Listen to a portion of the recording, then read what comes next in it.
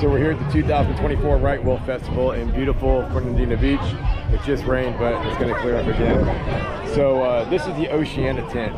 And if you don't know who Oceania is the largest nonprofit ocean protection agency in the entire world. They've got chapters all over the world. And the reason that they're kind of here right now, and the reason all this is here, is because Aaron, who you'll meet in a minute, Aaron Handy was the Florida rep for Oceania when they proposed doing offshore drilling off the coast here in Fernandina Beach and up and down the eastern seaboard.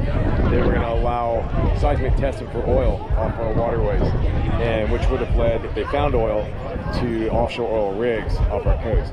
And obviously we're very opposed to that because of what that meant for tourism and the environment.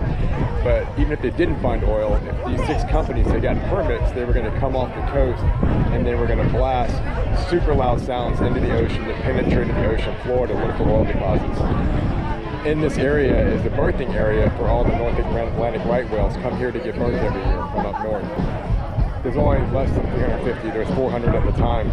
And this happened about 10 years ago. And with my background in underwater sound propagation as an aviation weapons systems operator hunting submarines for the U.S. Navy, I knew what the sound in the water meant and how that propagation happened. So when I reached out to Oceania to find out if this proposal was actually a real deal, I met Erin Handy, and I found her online, and we had a long conversation. She came to the city, and we passed a resolution opposing offshore oil exploration off our coast. Oceania made it a point to go to every city they could get on the entire eastern seaboard, get similar resolutions passed after that, and created a red line of opposition from Key West all the way to Maine. And in that binder, they had a cover of that photograph, of that drawing that had the red line. And in the binder was resolutions, and every single one of the cities' binder was that thick. We took that binder to Congress, we took it to the Senate, and we took it to the White House, and we gave it to the Obama administration. And shortly after, the permits were denied.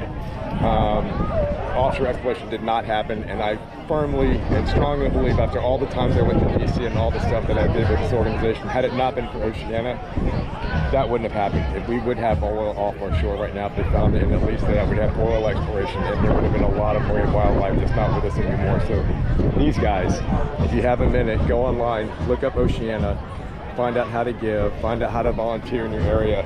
These guys literally saved the North Atlantic right whale.